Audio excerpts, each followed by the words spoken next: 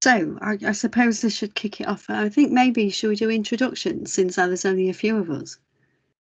Worthwhile maybe going round and doing a little bit of like, hi, this is me, this is what I do, and everything like that. I think that'd be nice anyway, just to sort of kick it off, and then at least if people are catching up on the call, they can at least meet some of the members that way.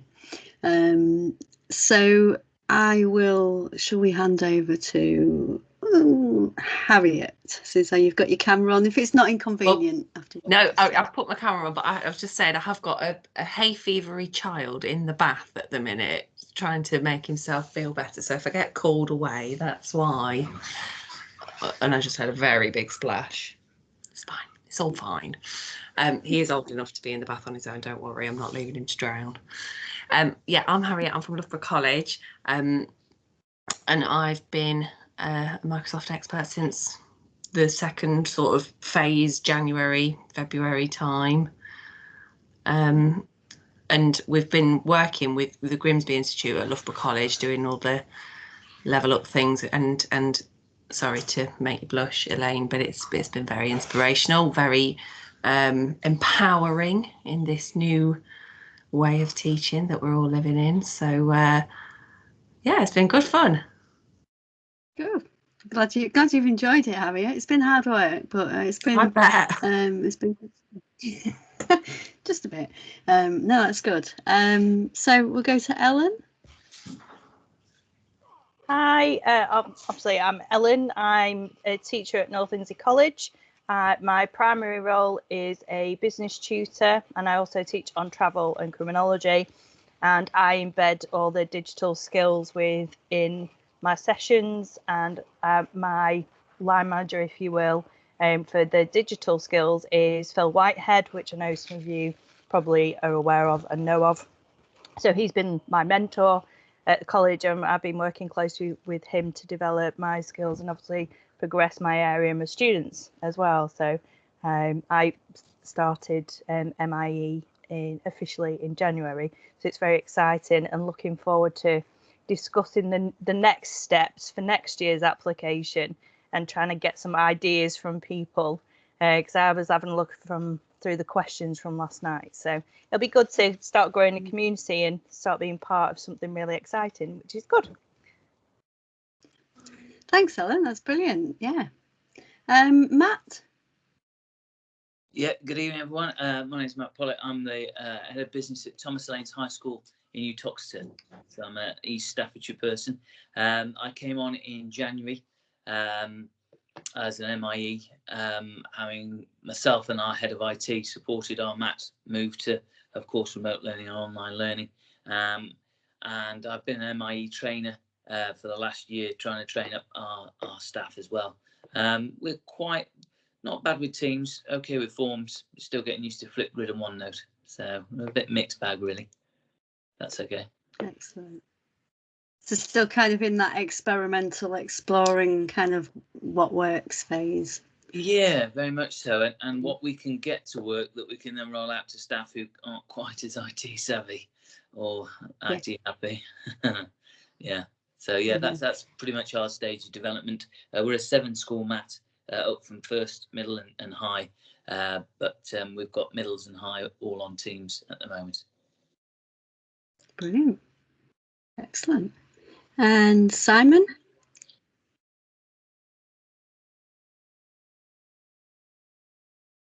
Are you there, Simon? I can't hear you, Simon, if you are speaking. It doesn't look like you're on mute, so I don't know if your mic's muted or something. Oh, Ellen's just... Oh.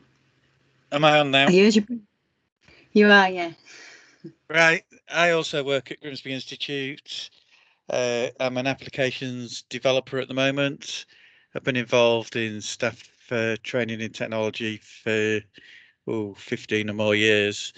But as I say, I've been doing the MIE thing for about 3 years. Became a trainer this year, very recently. I do a lot of training, particularly in data and Excel and things like that.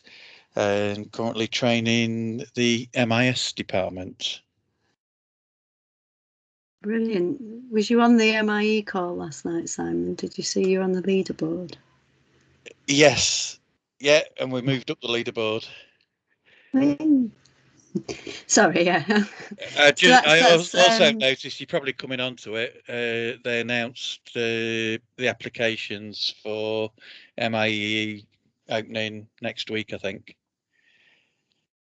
Yeah, I got before we came on, I was just having a look at the criteria. That's good. We'll talk about that because I think that'll be good to talk about how we're going to approach that. But yeah, for those of you that don't know me, which maybe most of you know me, but if not, I'm the Senior Learning Technologist at the Grimsby Institute. I work for the Innovate team, and we basically torture staff with technology on a day-to-day basis across all of the organisation. Torture is maybe a bit of a harsh word, but I think some staff would agree. But yeah, we do quite a lot, and our role's quite varied. So my role goes from kind of administering the VLE right up to supporting like bids for awards and things like that. So there's a whole range of different things we do in the team. But mostly we do level up, which Harriet's been experiencing, as has Simon, because Simon's done most of our level up programs, or all of them now. So yeah, and that's my job, is I just support staff with tools. So yeah, that's all of us introduced. So who was on the MIE Connection call last night then? I was, yeah. Yeah. I wasn't. Yeah. Sorry, I was really bad and I wasn't on it last night, but I did watch it back this morning. So I was at the doctor's last night at that time. But yeah, what did we think then? What were the updates? So let me think. PowerPoint. Yeah. I don't think it was as useful last night as it was the previous month. I've only attended 2. And the first one I thought was really informative. I don't think last night was as useful. I think a lot of the stuff that was on there last night I've seen on YouTube anywhere with Mike Tolson and things like that. Yeah. Yeah. And I think the stuff that would have been really useful, they whizzed through. Like the new. It was very rushed last night. Yeah. Yeah. I do think the M bit, especially the accessibility bit, you probably want a little bit more information on that, and the student skills as well that Ben does is always a bit in the end. So yeah, I think that's interesting, and maybe feed that back to Lewis, just to try and get it. The problem is I think the problem is they try and pack so much in that you end up sort of running out of time towards the end. But yeah, I thought some of the PowerPoint things that are coming anyway, I don't know, because I know he was talking about the presenter mode in Teams, which was launched just recently, and that's coming in September. That should be good. That's a bit like Prezi Video, if you've seen that. Sort of superimposes you on your presentation, so it's a bit more realistic. It looks really good. I think that'll be useful, but other than that, the PowerPoint stuff I already knew about, the PowerPoint Live. Yeah. What else was the Wakelet? Was Wakelet on the one last night? Yeah, he struggled to get his PowerPoint going, bless him. What happened with that? I don't know. Not really sure what happened with that, because I could see his mouse. There just was nothing on his screen, so it was a bit strange. Unless he was on his end slide on the slideshow mode. But anyway, yeah. So what do you think? Do any of you use Wakelet? Just starting. I do. I'm a Wakelet ambassador. Hey, look at that. So if anybody wants any training and support on it, quite happy to do a mini session for people. Not a problem. That's one thing I see on Twitter all the time. Everybody's going on about Wakelet, and it's one of those. I always think I honestly wouldn't know what type of tool it is. I know nothing about it. It's amazing. It's in my top 10 EdTech tools that I use in my classroom. And really? Yeah, and I've done student ambassador program with my business students. They've really got to grips with it. It's really helped them. And we've just done a massive thing on Twitter and Facebook with it all as well. So we're hoping I to teach go business out as well. Yeah. So Oh, that's good then. you could become my best friend. That's fine. Oh, that's got used to it. perfect. That's brilliant. I was just It's a gonna say- shame, Alan. Oh, sorry, was that Matt? Sorry, I was cutting across you. Apologies. Oh, well, I'll just keep talking, Matt. So just go on. You're all right. I was just going to say, I've just started using it. Literally, I'm in between the two ladies, Harriet and Alan. So I'm a long way off ambassador, but I'm a community member. But just starting to use it. It's actually quite useful. I couldn't get it. I couldn't get my head around it for about a month, and then just as clicked. Literally, the add-in for the browser is very nice. Yeah. So that you can pick your pages up and drop them in. The hashtag thing I quite like as well, where you can have a collection based on a hashtag. I'd not seen that before, which was very slick. So we've just started to use it. We've had a few problems with Edge that we've had to update, and also PDFs, because it's Amazon Web Services hosting those documents, and they were filtered in our school. So we've just had a couple of little technical problems that we've had to get around, but we're just starting to use them. Yeah, I think one good thing about Wakelet is they're really responsive as well.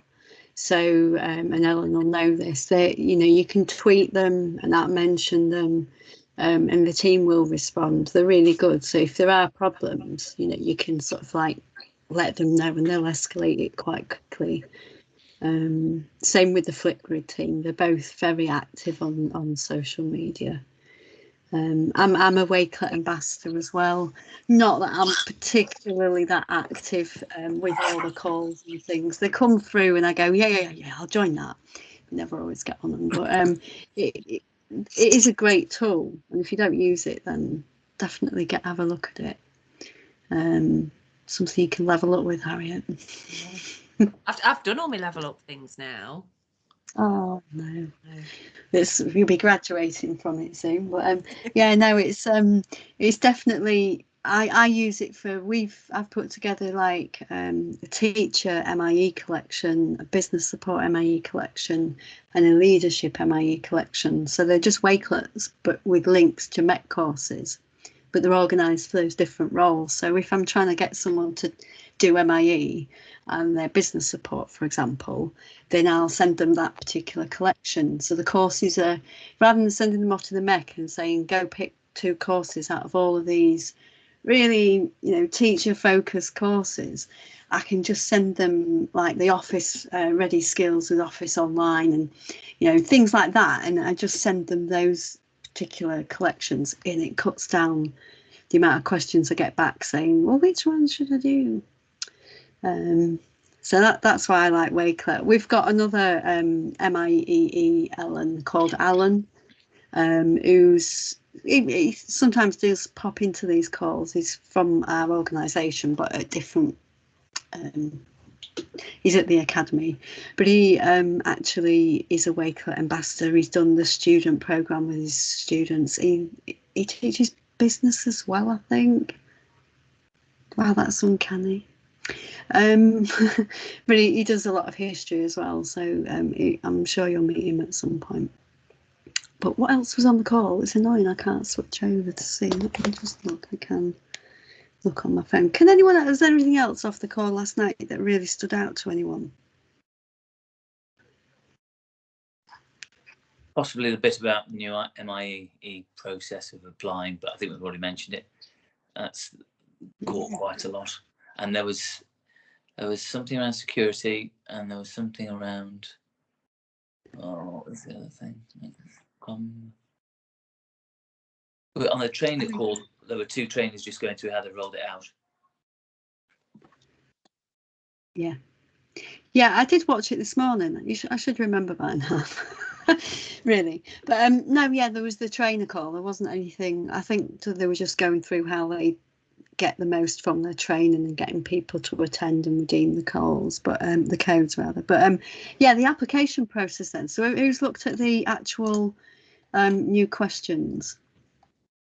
Yeah, I have. I actually got sort of access to them probably a couple of weeks ago now to just sort of have a look through and I'll see how that would work. What is anyone's thoughts? Does anyone feel like they won't necessarily be able to apply, or that you'll have any problems with it? Or I think I can apply, but I think I'm going to take a lot longer than I have in the past, because you're going to have to reference it all back to the 21st century skills rubrics.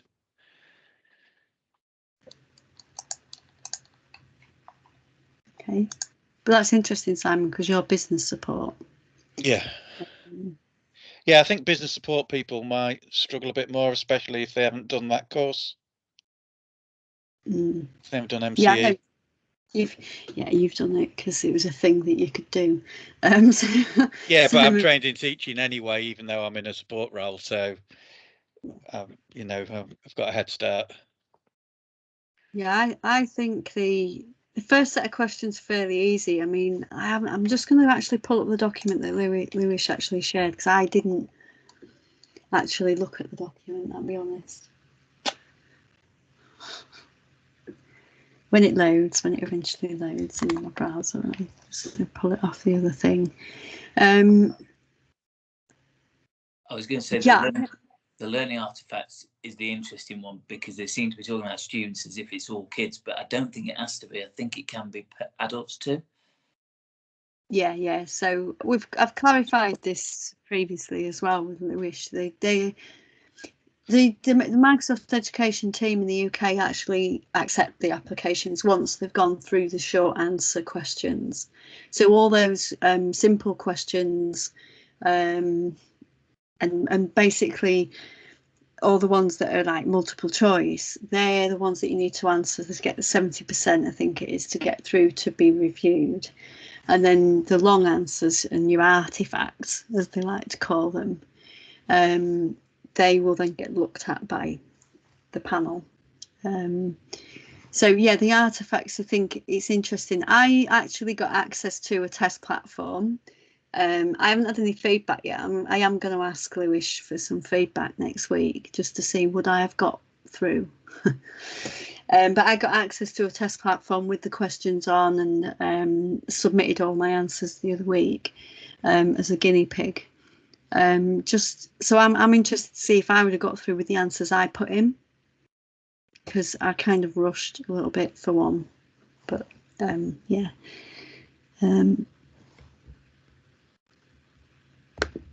Yes. So I'm just answering Dan, who's having some car issues.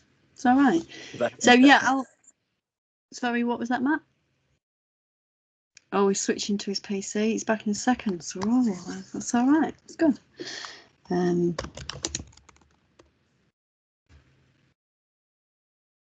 I'm just applying to someone. Yeah. So I basically I'll tell you what I put in on mine for my long answers, because it's going to be the same pretty much or similar for my actual application. I put in about a project that I did with the team, and because I'm kind of like team leader, I kind of disseminate tasks to people, and I talked about how we collaborated on a particular project to produce a series of videos, and what skills the team needed to use to produce the videos, how I enabled them to get them, blah, blah, blah. Talked about it a bit like that. And then I actually put in some of the videos that they'd produced as the evidence of my project for my students. Because obviously I don't actually teach any students. Well, I do occasionally, but it's usually staff. So it is, yeah, I think that they will be interpreting the students as being anyone that you're training. So yeah, hopefully. Or I'm not getting in. I've been trying to get some of my learners to use OneNote for any portfolio-based assignments. As the college, we've gone through that many different portfolio tools, and none of them do the job. So they've just been compiling portfolios on Microsoft Word, which is sufficient at best. So I've been trying to get them to do it on OneNote, and they've all been a bit sort of hesitant. And so I'm really hoping some of them actually go through with it, so as I can have an example of something, so as I can say, ta-da, here's an artifact. Yeah. Interesting. Yeah. Any other thoughts? I'm just wondering where I'm going to publish the artifacts to give a URL that's accessible. Okay, so I mean, it depends what your artifact is. If it's a video, then you could potentially use YouTube. That's one option. The problem is, that's one of the things, is we've got in our organisation, we can't share from our OneDrive either publicly. So when they're asking for your training transcript, because that's another one of the requests, is give us a link to your training transcript, it makes it harder for some staff. So they need to use like external sites. You can use Wakelet, yeah, Ellen, you could use Wakelet. I actually, the other year, instructed the staff just to upload it into a Sway as well. So they can just put it in a Sway, because you can share them publicly. So yeah, it just depends whether you can share the things publicly. Yeah, that's the issue. Yeah. Yeah, Sway's for me the best one to know that it's public. It's got that anyone with a link permission, and it doesn't expire. So some organisations have, although they have the public sharing, you're right, Matt, they don't, it expires after 2 weeks, 4 weeks. So the applications don't get reviewed till after the deadline has passed. So if you've submitted it a month early and it's a 2-week expiry, it'll be expired by the time they get to review it. So you've got to think about things like that. And I always say to people, try and remember to explain in your answers a little bit about your role, especially if you're not a teacher. If you're something that's slightly different from a teacher, make sure you're making that clear, just so they know a bit of context. And if you are a teacher, tell them a bit about the age range that you're teaching, and your environment and things like that. So yeah. I think that's one thing that perhaps helped me last year, because I teach adults. I teach access to HE, so it's not just adults, but adults who have been out of education for a long time. They're coming back to education, often with no digital skills whatsoever, and so that's something that's been really challenging, but also, when you feel like you've really made a difference, you really help someone, because they have very limited skills to start off with. Yeah, and that's what you need to get across in the application, is that impact that it's had on those people, because everyone's different. And I know from when I reviewed the applications, it is quite difficult, because some people, as soon as you see it, you know that it's going to be accepted, because it's like, oh, I'm going to do this, and oh, look at this, and oh, this mate, and you're like, whoa, hang on, so you can see the passion in what they've put in, and the examples and everything, and the way they talk about it. And other people will put in, and I've seen some internally as well, where they're just like, oh, I've used forms and they do assessments. Microsoft tools are really good. I use Teams, that enables collaboration, and when you're like, yeah, what did you do though? Do some get rejected then? Yeah. What sort of percentage would you say it is, that ones that pass and ones that don't? I'd say it was a fairly good percentage of ones that get through. There is it's something like 30% of applications get rejected because their artifacts, whether it be a Sway, a video or whatever, are not accessible. And I know last year they allowed people to resubmit, but there was talk at one point, if you don't submit it with public access, then you're declined. But that would be 30% of the applications each time, that just, no matter how good the content is, which is unfair. So it's good that they give you that opportunity, but that's whenever I'm doing training or MIEE expert workshops about how to apply, that's my main thing I go on about, and people must be sick of hearing it, but just make sure everything's accessible, in private, incognito browser window, check your resources without being signed in. That's the main one. That'll apply to this application as well. So it's good. Still haven't pulled up the questions to see if they're any different to the ones I filled in. Don't mind me.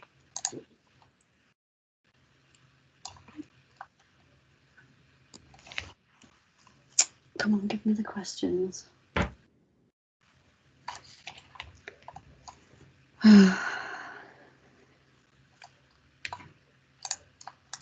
Is anyone what organisations are you from? Loughborough College. DN College Group, North Lindsey College. Yeah. You touched it. So it's Thomas Lane's High School. So showcase school stroke college programme. Anyone? No. We're Well, a that's- Wakelet school. A Wakelet school. Wow. Yeah, that's quite a new thing, isn't it? I know Alan's trying to get us to get involved with that, which I'm sure that at some point we will. Yeah, no, interesting. I'd asked if that's tied in a little bit with the applications, and I did a workshop on it this afternoon, so it's right in the top of my mind. I've had a look at the criteria for the showcase schools, and I think Loughborough College should consider it. I think they've got 2 steps to the programme as well now. So there's the incubator programme and then the showcase school stroke college programme. And the incubator programme is more about demonstrating you're on the path to get to the criteria. I think that's kind of where we are.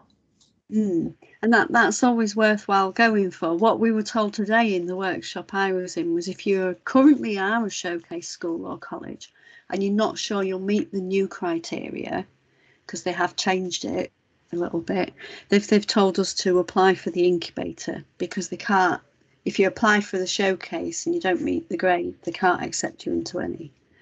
So I was like, so really got to look at those criteria and see how we're doing on those, because they have changed it. But yeah, it's interesting. If you are, obviously, because you're MIEs in your organisation now, part of that is about, especially when you come to reapply, it's about how have you supported the learning and growth of other colleagues and things like that. So it's really about thinking, I know, Matt, you were saying you're an MIE trainer, so you've been training people. It's things like that, starting to get like a wave going, if you like, in your own organisation. I think that's the idea. Have you got any other MIEs at your organisations? No. One, is that Rob?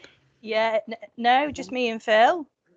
Phil. Yeah, me and Phil are the only MIE. So I'm the only female, which I'm quite proud of, that has achieved that as a programme tutor.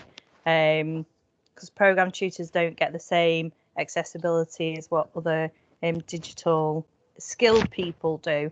So I've come in and like recreated the wheel for everything, and to make sure that our students get that accessibility and inclusivity in the classroom. So yeah, I managed to get it. So I'm the only female across the group that's got it, and obviously Phil is the digital manager because it's his job.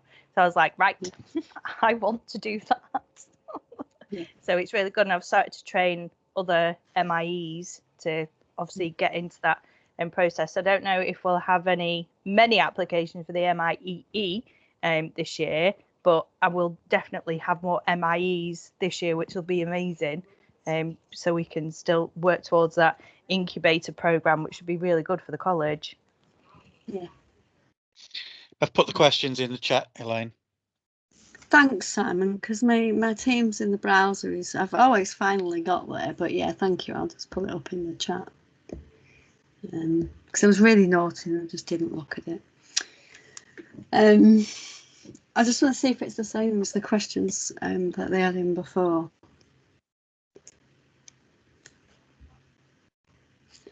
Or is it just my computer that's being really slow? I've just asked a quick question whilst we're going to it about where you guys host your lesson content, because we're struggling with that. And it'd be interesting to see, because I can't find, and it'd be interesting, Elaine, if you've got any idea, where do you put your lessons? Because I don't think there's a clear place. And I know that sounds really weird.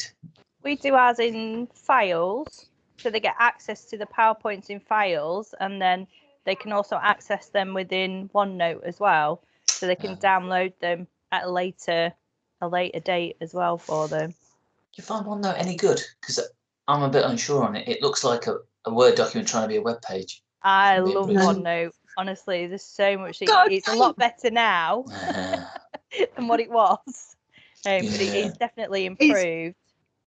It's brilliant, and it's got these maths tools in it. I did a video of them the other day, and it's fantastic. And OneNote just like my life.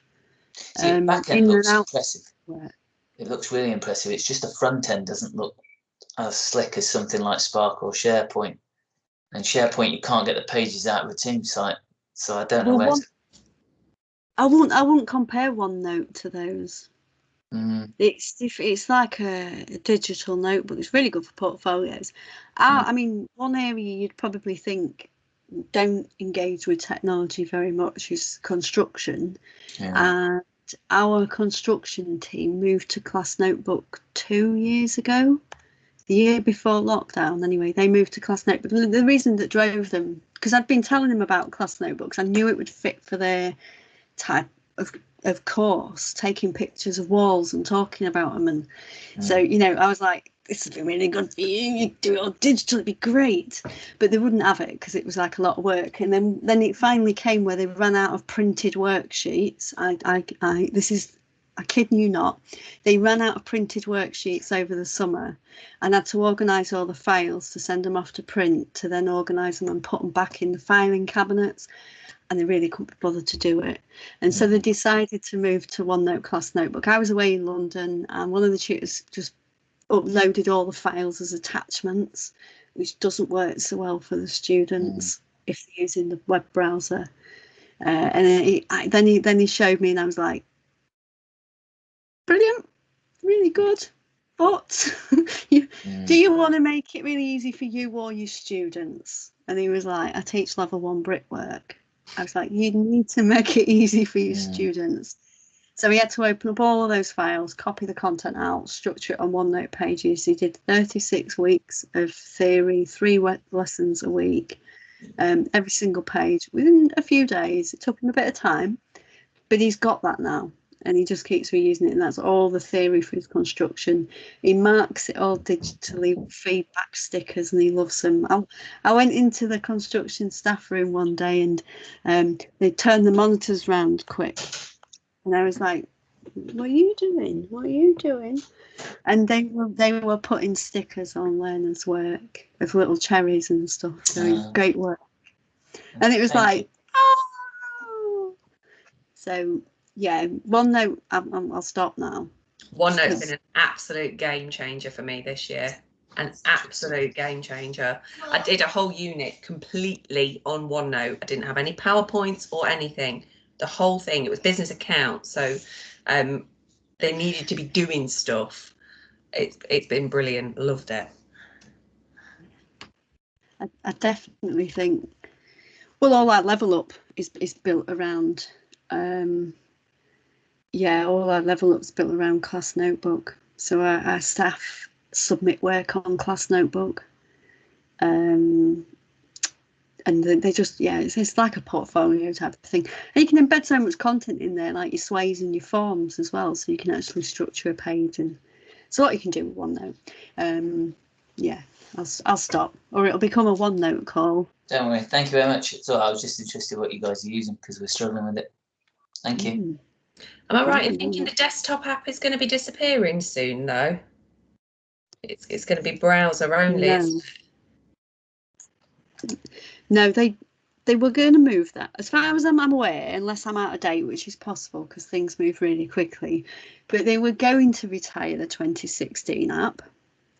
There was outrage from OneNote community. Because there's so many I use all the versions of OneNote apart from web, so I don't use the web one. I don't like it. If I'm forced to, I'll use the one inside Teams, but I don't like it. I prefer Windows 10 version and the 2016 version. I use 2016 because it's got like notebook export features that are not in the other versions, but students don't need that version. So sometimes, like, we have to explain to teachers, you might need another version when you need to export a whole notebook or section. So that might be the case. So I've been joined by a cat. If she starts purring, you will know about it. So I'm trying not to stroke her. Yeah, so there's yeah, I'll stop. Someone else talk. Because you can put a background image on your OneNote, can't you? But you can't do that on the browser version. You can only do it in the app, I think, or the other way around. Yeah. Because So I think that's, you can't. in terms of how things look, I think you set yourself up a template beforehand, and then it looks really accessible. And we're just creating a template for the whole college to have schemes of work on OneNote, because I think it lends itself to that. Yeah, that's interesting. So yeah, you definitely do that. Our teams do that in early years. They have like a master notebook and then get content out of it. Well, that's good. There's a little bit of conversation going on there with Dan and Matt. It's good. No, that's the whole idea of the regional calls. Hopefully, people can connect up with people who have got things in common with them. Ellen, yes, I'm on Twitter. I follow you, Elaine. I think we follow. I think we might already follow each other, but just in case anyone doesn't follow me yet, and I think most of you do, I'll stick my little Twitter. It's very obvious, mine, isn't it? Elaine Topham. Mine's not. That's all. I've just it up. Forgot what it is. I even changed my LinkedIn Earl to, I think it's Elaine Topham, MIEE. So I'm just. I would not guess Flamingo. Flamingo, awesome. Do I follow you? I'll double check. This is good. Yeah. The only other one thing I was going to, sorry, I've just got a couple of questions that I'm burning inside. How do you help staff navigate through all the stuff that's going? There seems to be 1,000,001 different types of software going on, and every time I think I know what I'm talking about, there's another one comes on Twitter, like ThingLink recently, that I've never heard of. And I just wondered if you guys how you help your staff find the right tools to use. Oh, I've got a sway I can share with you. We just created this year I forgot what it's called, Sway with EdTech tools in it. Let me find it. And we've categorized them by like easy, intermediate, advanced. And let me see. I'll share it, and if you want to use it or whatever, feel free. We have stuff come to us like the head of drama who says, I want to use Flipgrid. And I sit there and go, right, what's that again? And how does that work? And how do I help her? So then I've got to get myself up to speed. And it's just, and sometimes it's very good for drama, apparently. I found out, but I didn't know that at the time, which is, yeah, thank you, Em. Let me, you're right, everything's going really, really slow on my computer, so I'm kind of, you know, might be because I've asked for just a bit too much all in one go. We've just got that opportunity in the second half of this term in secondary. I don't know what your organisation like. We get a bit of touch of game time, not much, but a bit when some students leave. And it gives us just that little window to get some stuff together to try and get to stuff. And it's fleeting every year. And I'm just trying to get my head around stuff now so that when that window comes, we can go to staff and say, actually, we've got something that we can share with you that will help, so that they've got time to then look at certain tools before they go on the summer holidays and forget all of the remote learning they've used in the last 6 months. That's another thing that I'd like to OneNote.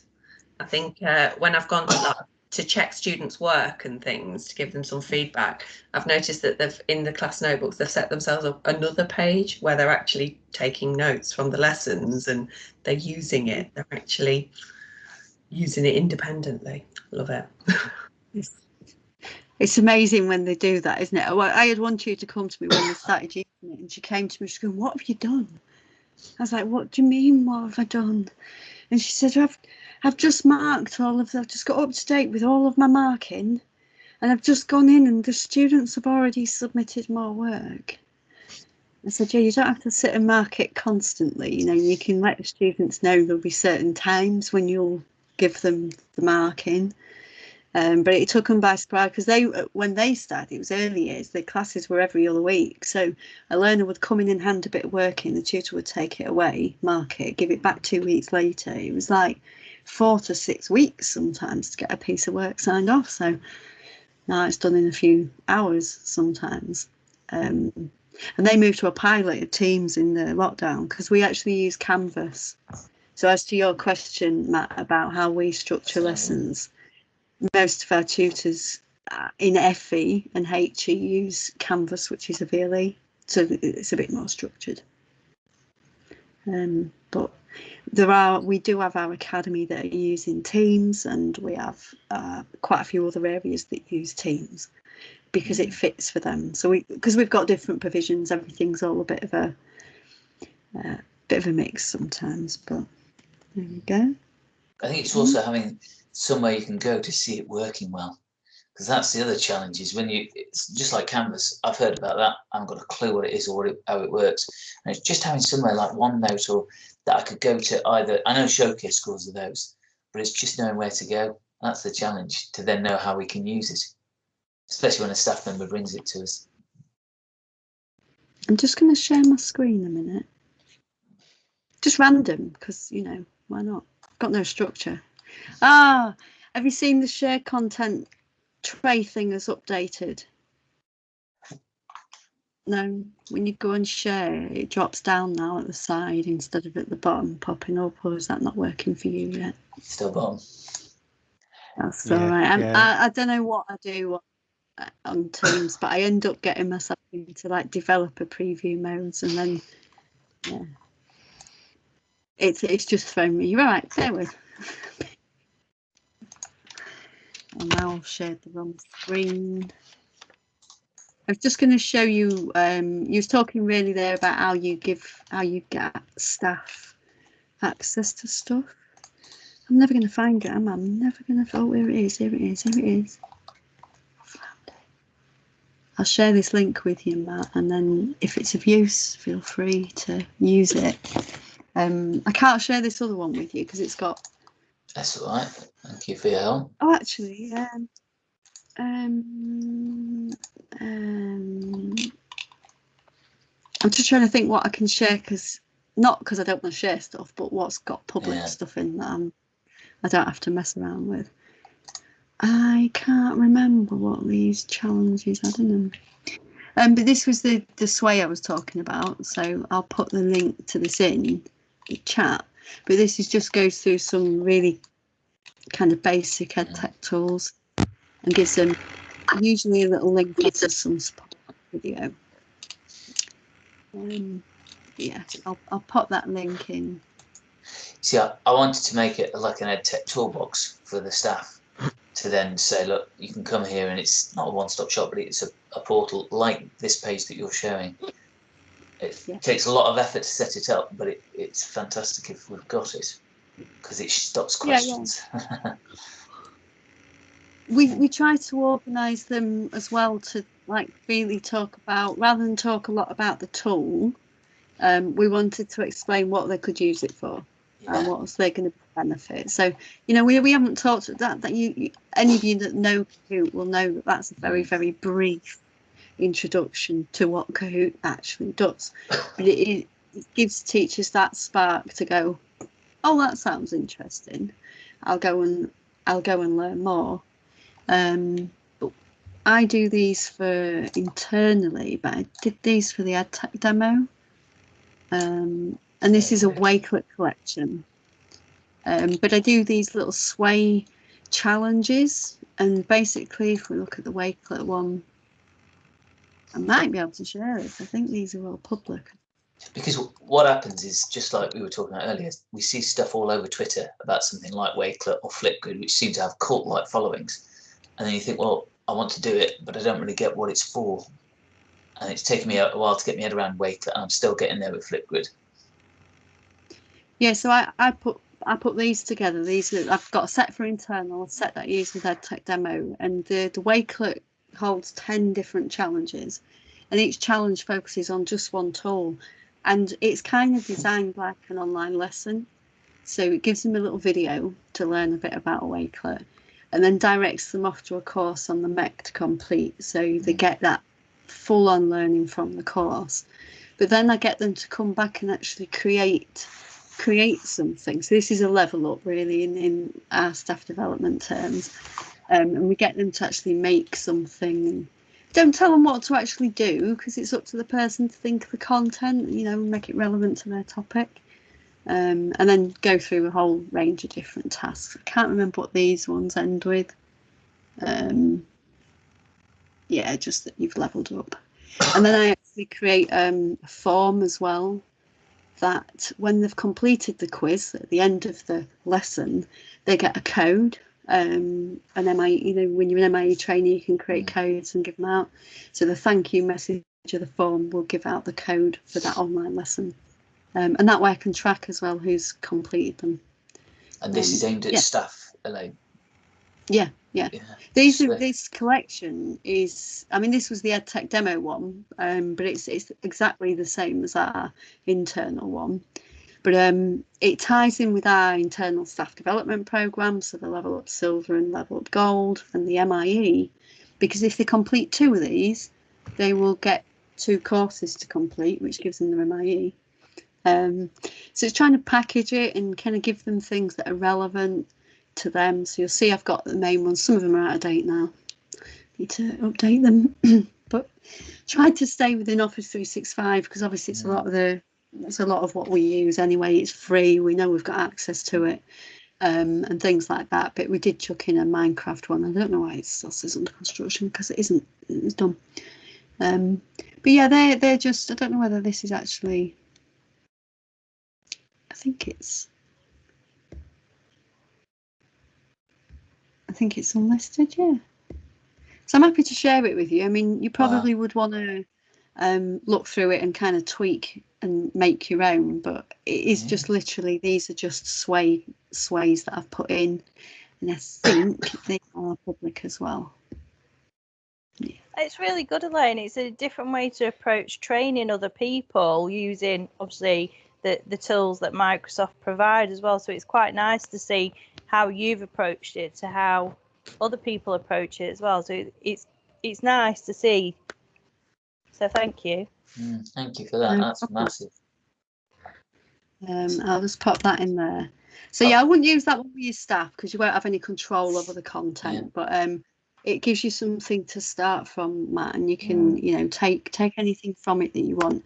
Ultimately, I've stolen content from all over the MEC and you know, different places like that to pull together. But that's that, and I've put the other one in there, haven't I? Yeah, that's fine. So if you can use any of them, do.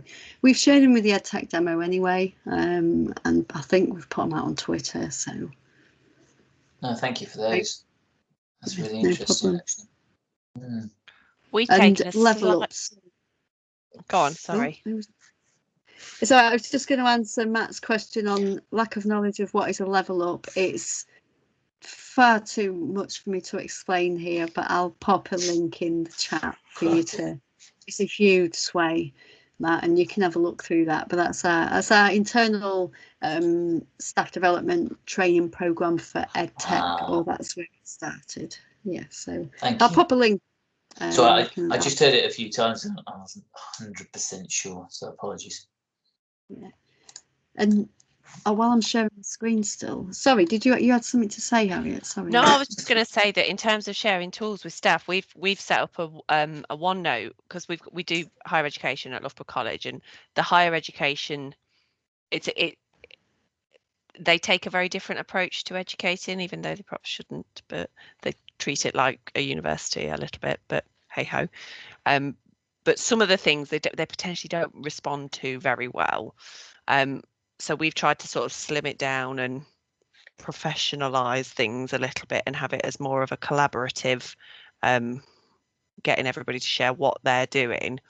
And we've done it. I've created a OneNote that's got a link to different resources, recommended training on the MEC, and not getting masses of engagement yet, but it looks nice, and that's the main thing, isn't it? It will build. I think that's it. It's just it is, and especially once we get we're starting to get a lot more, not pressure from leadership, but it's becoming a bit more of a, like, it was a bit, particularly with accessibility and things, it's on there, it's on their agenda, and they're directing us towards making sure things are accessible. So if people are then running around thinking, I don't know where to start, we can say, well, here you go, have a look on this OneNote. It's got links to all this wonderful training. And yeah. Could we use the MIEE staff development as a project for the new application? Don't see why not. Don't see why not at all, Ellen. I think there's going to need to be some interpretation of these questions and the wording for one, because it is you know, when you look through these questions, they're not yeah, I'm just thinking about some of our leaders that apply. So we have, you know, management, our principal applies. She doesn't teach in the classroom, hasn't taught in the classroom for quite some years. So for some of it, it's a little bit difficult. And I think, you know, some of the questions as well might make people feel a little bit uncomfortable. I mean, like the social media aspect of it, not everybody is on social media. So there's that element to it as well, I think. But these are the questions that were shared in the call, so I'm just sort of like whizzing through them just to look at them. But I thought it is the same questions. That's all right. That's fine. That's fine. So when I went through the pilot the other week, I actually wrote a load of feedback, because that's the sort of person I am, and they didn't ask for it, but they got it anyway in an email. And one of my bits of feedback was on that question, because they just asked you for a number of how many courses had you completed on the MEC. Now, you can't, there is no count. And I'm not counting 48 pages of transcript to tell you how many courses I've completed over 4 years. So I said just make it categories like that. I was going to ask as well, Elaine, is that from when you first registered with the MEC, or is that for this MIE expert application? Because that's not clear. Because obviously some people have been MIE experts for a long time. They've done more courses than somebody. I've only been obviously first cohort this year for MIE, but I've still done quite a lot of courses. So is that full courses or just this academic year courses? Full. Oh, well, it doesn't it'll specify. definitely be over 26 or more then, wouldn't it? I put 250 because I had to enter a number. It wasn't multiple choice when you had to enter a number, and so I just put 250 because I was like, I'm not counting them. There's about this many on each page. I don't know, just put 250, and I think it's a lot more than that, to be honest, but I just picked a number out of thin air. But then they asked for the transcripts anyway, so they're going to see that. Assume the frequency to be an average. This is daily, weekly, monthly, never. If you put me in lockdown, some things would be daily. Back at school, it's not that often, and it is just getting that. Is it an average, or is it where we are today? Or and the question is, do I ever use forms in an instructional environment as a learning technologist? Do you count, for example, the form that I've embedded at the end of my sway? I would. Does that count? Do you get what I'm saying? I never use forms with students, do I? I very, very rarely use them with staff, apart from feedback and give me your MIE transcript because I need to track you. So I don't usually use forms. Simon does, don't you? You use polls a lot more than I do, Simon, in your Teams meetings. Yeah, I have used polls quite a bit. I use it in staff induction to evaluate, because I introduce all the information systems, and they do a little quizzing forms, and then it evaluates their experience as well. So yeah, I do use forms quite a lot actually. Yeah. What else is in there though? I wouldn't use OneNote. Yeah, Or I don't use that. or Flipgrid or Yeah. Minecraft, because these are all stuff I'm teaching usually about data. Do you use OneNote for personal organisation? No. Little. I use it all the time. I live out of it. In fact, right, if I could show you my phone screen, I've actually got OneNote. I think as a the majority of permanent people will say no. overlay. I've got. I use it all the time. You think about I've EdTech Demo and Level Up, so I know that I can answer the OneNote ones for everything. I use OneNote class notebooks with EdTech Demo and Level Up on a daily basis, so I'm all right with them. But I'm classing learners as staff and external people. But that's just my interpretation of it. That's what I'm putting down. Exactly. Do we use STEM? No. So this is the thing. So I'm going to score really badly on all of this. But you know what? Between us all here, and there's only a few of us here, I reckon we could cover that table quite well and amongst ourselves and sort of share that. So I think we could cover it if we go through it and help each other to understand. Not that we have to, but at least we're then at least aware, and we can tick the rarely. Simon, you've actually looked at. You haven't technically used it with learners. Technically, no, you have. Microsoft Imagine Academy resources you have used with learners. If you haven't got your MIS people in the MOS team yet, have you? Get them in there. That's all that OneNote stuff is the MSIA resources. And so then if you use them to support your Excel, you've used it with learners. I do see, we just got to come up with the whole of the MIS team. Show them the OneNote and get them to upload evidence into it. It's not my OneNote though. It's yours. No, but we'll talk more about that. We can do that. But it is, I think, like Matt says, is just working with your regional teams. If you think that you're going to have a deficiency or an area in these questions, has somebody written this that's only thinking teacher? I've fed that back. I have fed that because it's back. a lot more than teacher, isn't it? The feedback that came back, and Lewis did mention this in the call. Classroom environment, I mean. Learners is to be seen as anyone that you are sharing your knowledge with. So that's not explicitly students, as you'd imagine. That can be staff, that could be, you might be a leader, you might be a manager teaching your team things and supporting them in that way. So, and when I spoke to Lewis about my concerns about this being very academic focused, the questions, there was a comment about, we can tell staff in a way how to answer. And it's always the same with any multiple choice. If you get the right odds, you'll get through it. These are the machine learning questions. So these are the ones that will be automatically scored based on machine learning. Well, and then anybody not through. coached on this that isn't in a teaching environment is going to get kicked out by the looks of that, because they're going to put really or never.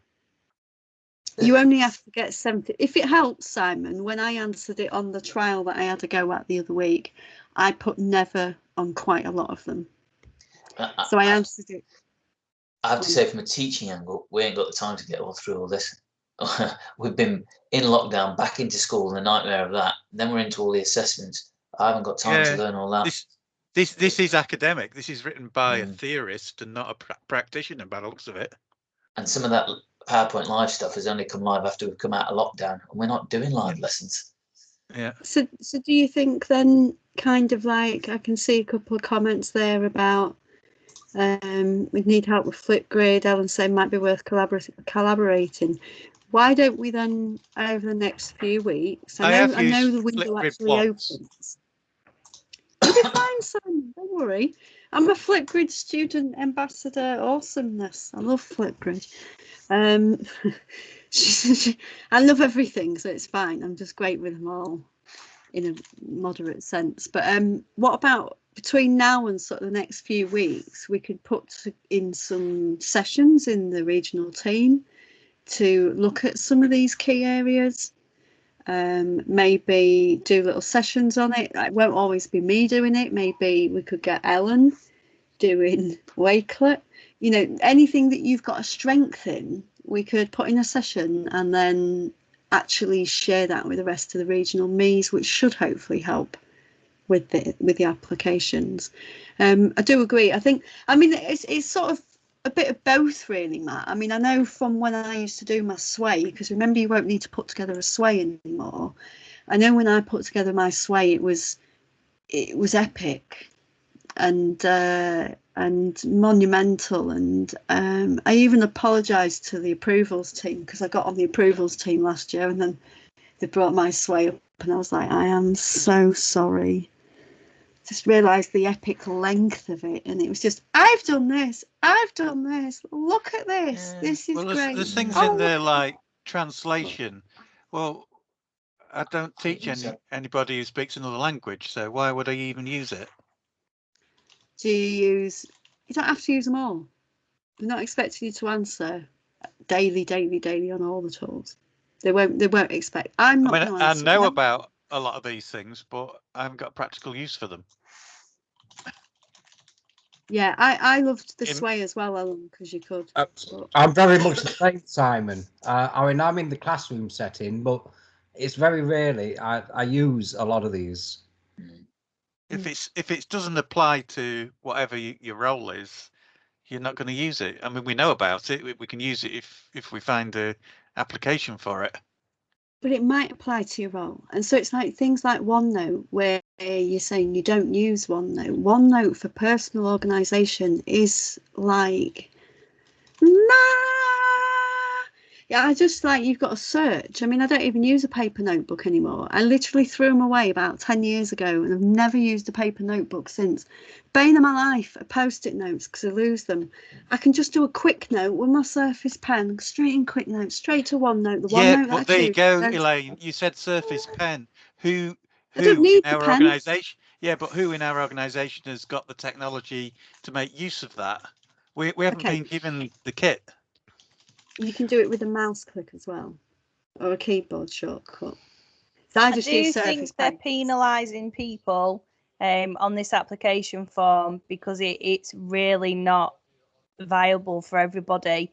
And if it's a machine that's going to answer some of these questions as well, and that whoever's put the responses in and turns around and says you don't meet that criteria, that's you kicked out of that process. Yeah, computer says no, definitely. And that's unfair to people that don't use them processes, because we've no need to. But it doesn't make us bad MIEs because we don't use them. No, I totally agree. Yeah. Sorry if I missed it, if somebody's already mentioned it. What kind of percentage of take up of tools are they looking for? 70% from what I can remember, and I don't know where I've heard that from, but you have to hit about 70% of those short answer machine learning questions. Honestly, how many people are going to be on the connection calls next year? Well, we'll find out how I did on the pilot, won't we? Because I actually answered mine, and for all the STEM I put never. For a lot of the teaching reforms and everything like that, I put monthly, which actually I know is a lot more. But I really went under, because I was thinking of people like you, Simon. I wanted to see if I'd still get through that first phase to my actual application based on me putting things like for example, I have got a Facebook, but I'm not giving them it. I have got an Instagram, but again, I'm not putting that down. So, you know, I just put down my Twitter and my LinkedIn, because they're the two on my 1, 2, 3, yeah, 4 of those I haven't got. I've only got one of them, but that's fine. But so is it 70% completion rate, or is there a, because saying that you never use it is completing it? Yeah, there's a weighting on these questions. So I don't know the full scoring behind it, but there's a weighting on the way that you answer them. and how often you answer them. So these ones are like weighted depending on how often. These ones have got more, like if you look at these, for example, these questions are a bit simpler because they have right and wrong answers in those options. And so you need to get over a certain score, basically, in answering these. If I move on, I mean, we've got through the tough bit there because these are the real pedagogy focused, what tools do you use in the classroom type questions. As it gets a bit further on, it asks more, in my opinion, more kind of general knowledge about the tools. And if you've completed a few methods, you're likely to know the answers to them, or I think anyway. Maybe I've just done too many Met courses. But again, these are things that can be taught to people as well. So when we usually put workshops on and things like that, so we can talk about these things. Can we have an answer sheet? Well, let's talk about them now. I mean, come on. Let's forget about the how many of these have you done, because honestly, they're just like whatever.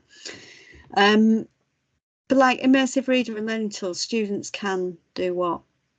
Can they listen to text being read aloud as the words are highlighted? Yes. Excellent. Yes. Can they choose how content is presented visually?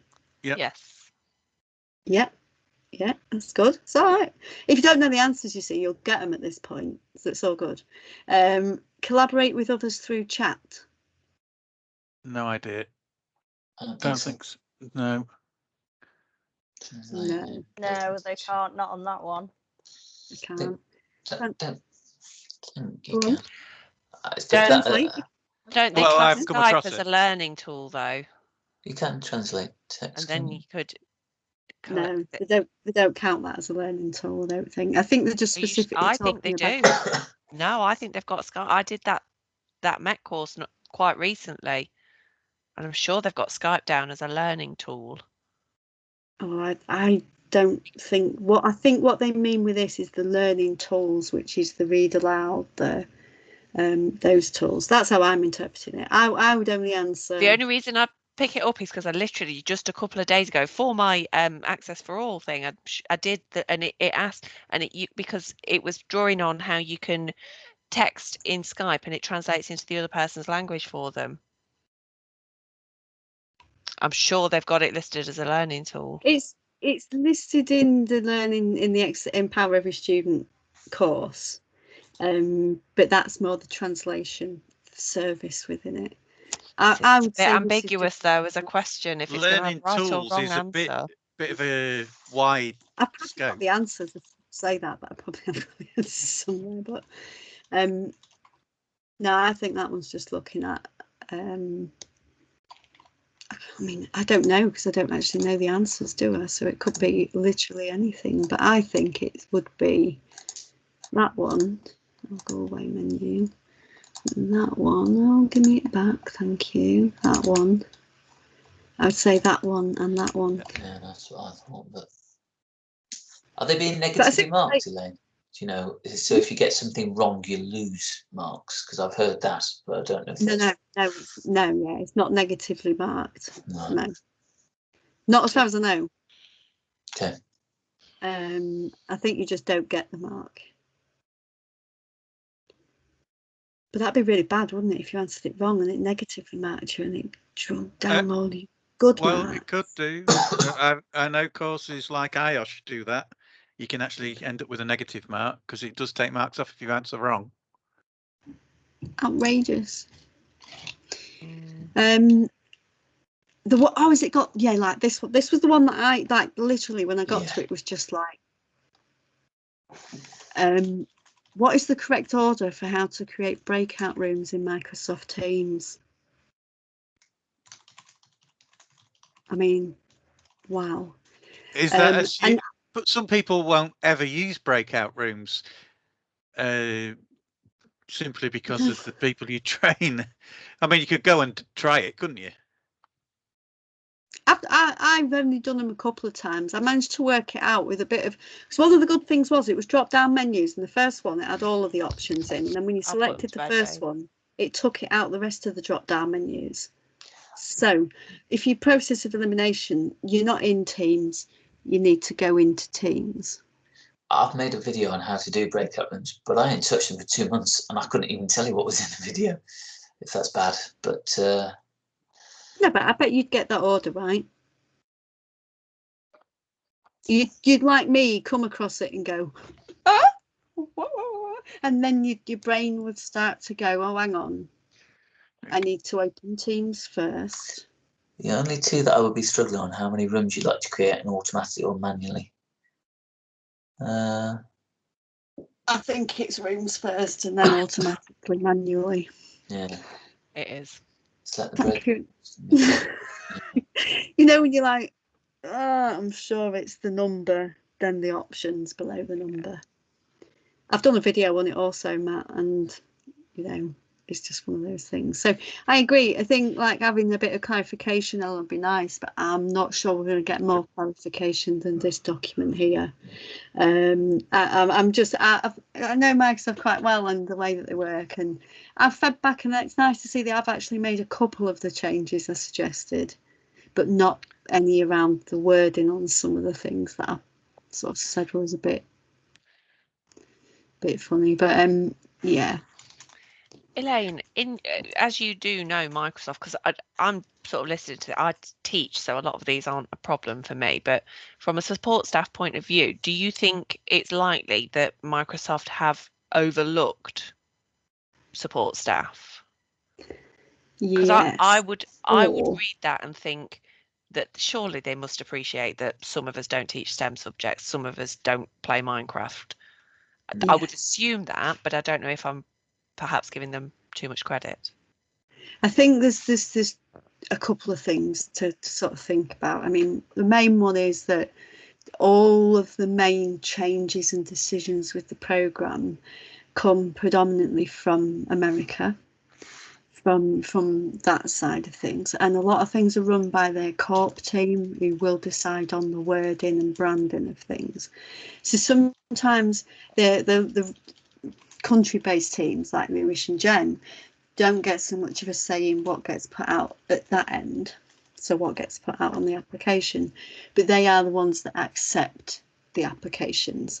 And I had a meeting with Lewis the other week because I put a message in the fellows team along the lines of, shall I just tell business support staff to stop applying? I could give you a screenshot. It was word for word along those lines, and maybe a bit harsher.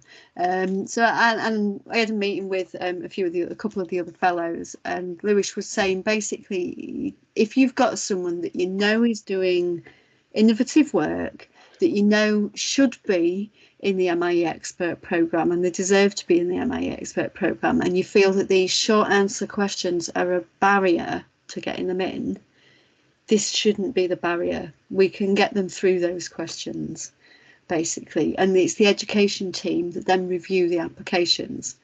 So it's them that make the judgment ultimately on what we'll get through. We just have to make sure people get through this short phase. If they genuinely are, you know, people that want to be in the community, then we can sort of give them little helpful hints with the short answer questions.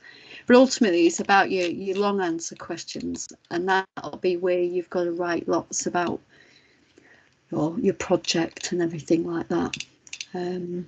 But yeah, I appreciate the concern, and I agree, Matt. I think they are trying to get more teachers in the programme, and less so. I think one of the interesting things they commented on was they've had a lot of IT kind of support type roles moving into the MIEE Expert programme, but there is a clear programme for them as well, with the MVP and things like that. So I think Microsoft are just trying to differentiate their programs as well. So yeah, it's hard going, and that's why teachers don't apply, so it's time consuming. I agree. How long do you think this will take? Well, how long did it take you to fill it all out? I wrote loads. Do you want to see how much I wrote?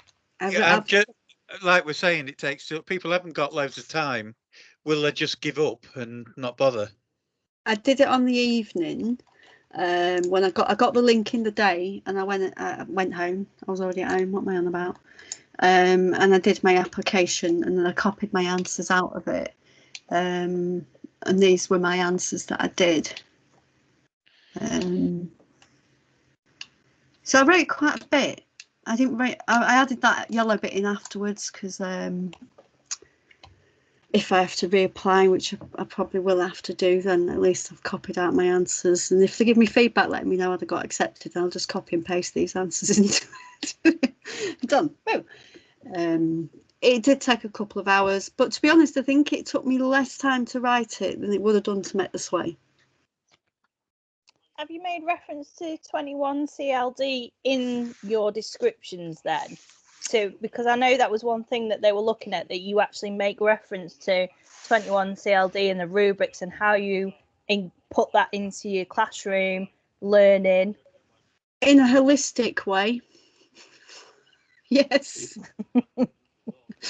So no, I thought this was where I talked about we had to complete a project. I remember I waffled it. I had no prep time or anything. I just literally was like, I must fill out this application now, right now. And so just sat after work and filled it out with anything that came to mind. So it was a bit like spur of the moment. But I talked about needing to help the team with technology. They had to assign themselves to 6 of the letters of the alphabet, and then working together we collaborated. One of them, producing videos to try and demonstrate the content, so they're to learn the stuff, and then they made changes based on feedback, which is another element of it all. So no, I didn't directly talk about a melon in answer to that, but I kind of referenced them in the way I talked about what I'd done. Yeah, that's all I've got for you. I'd probably rewrite it differently if I had a little bit longer to actually think. But I mean, I don't know what they actually thought to that either. I've had no feedback. But the reason why I chose that particular project was based on what I could provide quickly as a learning artefact. And the YouTube playlist was the easiest thing to just grab. Well, looking at this, I honestly don't think 2 hours is going to be anywhere long enough for me to complete all that. No, well, it's, you know, it's a lengthy bit of writing. I think it was like 1,400. My impression is it's off-putting for people like me that support staff. Do Microsoft I'm with you, and I'm a teacher. Do Microsoft actually want us? You know, how much time do they think we've got? Because we're all volunteers to join this program. Yeah, I'm on leave, but it's it's fine. We have it's one of those things where it is a thing, and I do it. I'll be honest. I had a great staff development day with our Scarborough campus the other week, and they put me doing I actually volunteered to do the MIE and MIE expert info sessions, and I got staff coming along to them, and they said, what is it I've got to do? You know, how do I tick this box, basically? And I was like, oh yeah, no, it's not like that. No, there's a whole community, and there's connection calls, and there's teams, and there's social media, and there's engagement, and there's this and that. And they're all like, so it didn't go down so well. I don't think I convinced anyone.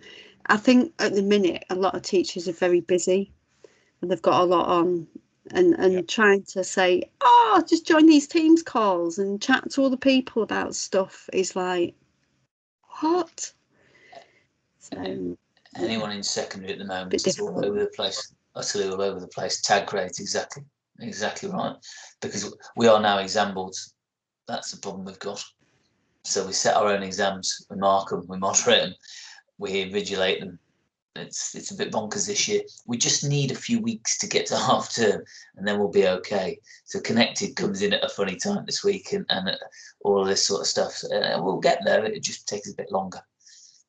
Yeah, they did have it. Well, there's the showcase calls that they've moved around as well, because they had them all when they all went back to school in March. anyway, so it was a little bit like you can't do that. But yeah, that's fine. You got to go, Matt. That's not a problem. We've run over anyway, but Apologies. I know Dan's asking when the next meeting will be. So when do we want them? At what frequency? Give me an idea, and I'll stick something in. Anyone? Weekly, fortnight? I'm quite happy if we can allow time to come together to pull information together in these sessions for our applications. It's like a working group then, isn't it, to put together some ideas, and then we've allocated time in an evening, even if it's just for an hour, to go, right, this section, what ideas have we got, what have people used, what can we share ideas with each other. So I'm quite happy to do whatever people want to. I really Elaine, am. that application, can you save it and go back to it, or do you have to do it all in one go? You have to. There isn't a save button. It kept timing me out on the test one. Yeah, this is what I'm thinking, because again, Microsoft have not thought this through. People are busy, and you might be able to do a little bit and go and do whatever you're doing and come back to it. But if it doesn't let you do that, you're going to have it stored somewhere else to copy and paste it. It's got a submit button. But to be honest, these are the questions. So this was linked from the PowerPoint last night. And you can basically, what was it? Okay, I'll pop it in the chat, that one there. And so you can download a copy of it, and you can just fill it out on the Word document, and you've got it ready to just stick up. What I'll do then, should I maybe pop one in for next week? And we'll look at the first part of the application, or the first. Do you want to just look at the long questions? No, I want to look at the short questions. Simon wants to look at it all. I'll just provide an answer sheet for the short questions, Simon. No, I'll put something in for next week then, and we can record it as well. So if people can't make it, then they can always watch it back, and we can talk. I think the first question was about accessibility, wasn't it? I can't do next week. I'm on leave. Oh, Simon, where's your dedication? Well, I'm swimming at that time. I can't watch you in a swimming pool. I'm on leave right now. I'm just saying. I facilitated a showcase school, college, whatever it was, workshop as well this afternoon. That was quite interesting. But yeah, so I'll pop something in next week. Well, I'll pop it in today for next week, and then we will look at the first part, the first question, about accessibility. Oh well, there is. We'll look at that one. No, we'll look at that one. Yeah, I'll put in an agenda item thing, like I'm organised in that. Brilliant. Well, I'll end it there, and we'll stop the recording. And it was great of you to come. There we go. I can hardly see